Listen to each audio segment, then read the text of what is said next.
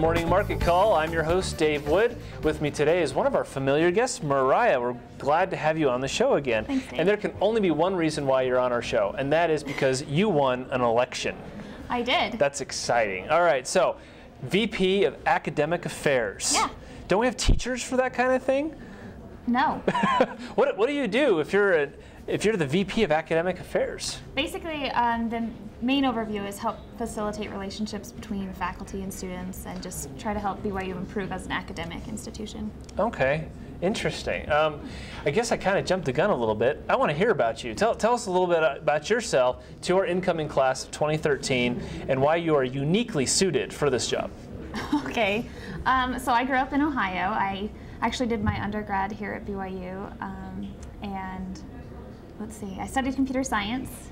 Now I'm actually studying finance, and I'm going to be spending the summer 3 weeks in India at a small tech startup. I'm really passionate about social entrepreneurship, and it's a nonprofit that I'm going to in India. And then I'm also going to be spending the rest of the summer at Intel doing corporate finance. So I'm really excited about that. So can we count you as one of those with a double internship? Well, yes, but only one of them is paid.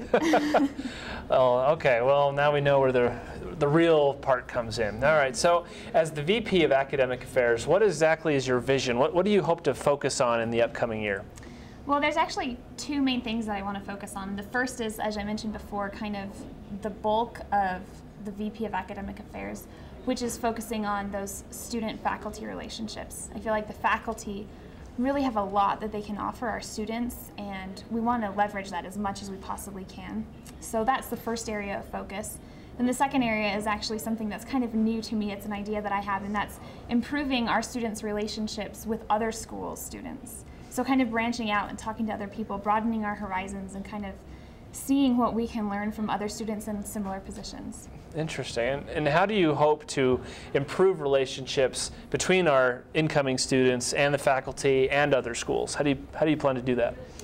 The first is actually by carrying on this tradition that we have of Tanner Thursdays, which is an opportunity for our students and faculty to mix in a non-academic setting. And we just kind of have, other schools have a happy hour with their professors. We just have chips and salsa, ice cream sundaes, things like that. But it's an opportunity for us to get to know them, to discuss things with them, and just kind of see who they are outside of the classroom. And then in addition to that, I kind of want to just help our students know more about our faculty. We learn only a limited view of what they do and what they're interested in the classroom.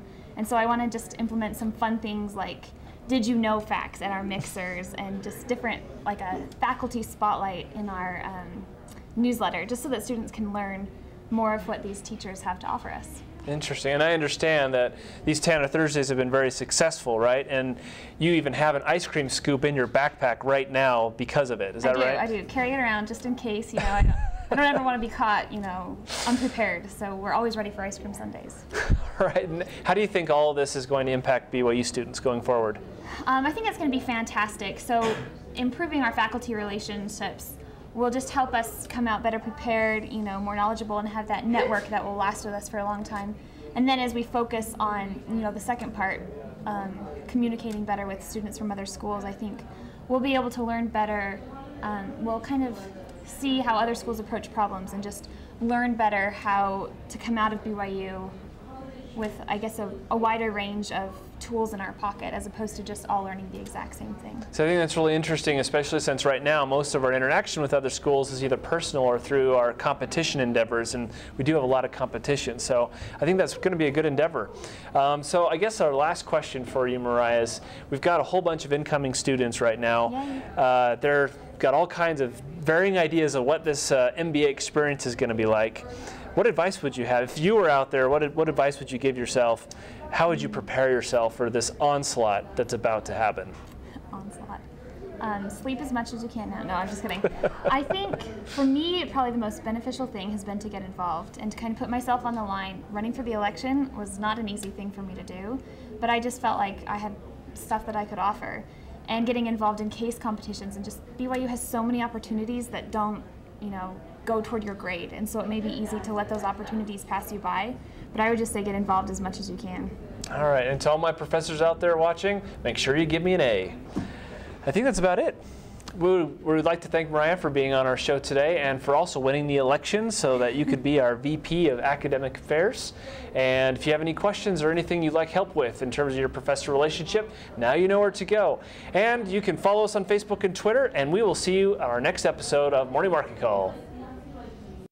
Morning Market Call is brought to you by the Marriott School of Management in cooperation with the Brigham Young University Department of Communications.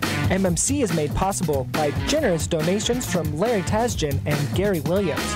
This show was produced by Jeff Butler, David Wood, and Doug Mumford, with line producing by Beth Grimmett.